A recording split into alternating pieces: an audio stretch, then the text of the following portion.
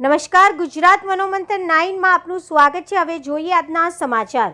અંડરવર્લ્ડનો કુખ્યાત ગેંગસ્ટર બંટી પાંડેને સુરત લવાયો। સુરતના મહિધરપુરા વિસ્તારમાં વર્ષ 2004માં હીરા વેપારી રાજેશ ભટ્ટનું અપહરણ અને હત્યા પણ બંટી ગેંગ દ્વારા કરાઈ હતી। રાજેશ ભટ્ટનું અપહરણ કર્યા પછી અમેરિકામાં રહેલી પત્ની અને મુંબઈમાં રહેલા ભાઈને ધમકી ભર્યા કોલ કરીને 2 કરોડ રૂપિયાની ખંડણી માંગી હતી। પૈસા ન મળતા ચકલાસી ગામે તેની હત્યા કરવામાં આવી અને લાશ કેનાલમાં ફેંકી દેવામાં આવી હતી। હવે સીઆઈડી ક્રાઇમ અને સુરત ક્રાઇમ બ્રાન્ચ બંટી પાંડેને આ કેસમાં પૂછપરછ માટે રિમાન્ડ પર લેવામાં આવશે। છેલ્લા 5 વર્ષથી નાથ સંપ્રદાયના સાધુ તરીકે જીવન જીવી રહેલા એવા અંડરવર્લ્ડના કુખ્યાત ગેંગસ્ટર બંટી પાંડેને સીઆઈડીએ ધરપકડ કરી છે। ભગવા વસ્ત્રો પહેરીને ગુનાખોરીમાંથી છુટકારો મેળવવાનો પ્રયાસ કરનાર આ ગેંગસ્ટર વાપીના ઉદ્યોગપતિના પુત્રના અપહરણ અને હત્યાના ચકચારી કેસમાં સંડોવાયેલો છે।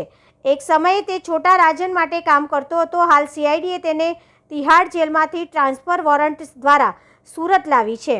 ગેંગસ્ટર બંટી પાંડે 5 વર્ષ પહેલા નાથ સંપ્રદાયની દીક્ષા લીધી હતી। તે ફક્ત ફળ અને દૂધનું સેવન કરતો અને ભસ્મ લગાવતો હતો। તેને 5 વર્ષની અનાજની પણ નથી લીધું। આમ તે ભગવા કપડામાં એક સંત તરીકે ઓળખાતો હતો।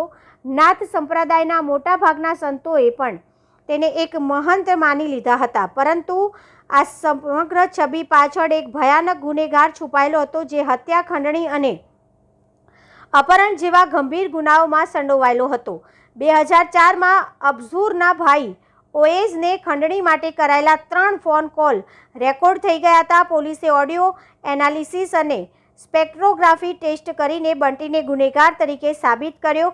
સીઆઈડી ક્રાઇમે જૂના વોરંટને આધારે તિહાડ જેલમાંથી લઈને બંટી પાંડેને કસ્ટડી લીધી અને 4 દિવસના રિમાન્ડ પર લીધો હતો।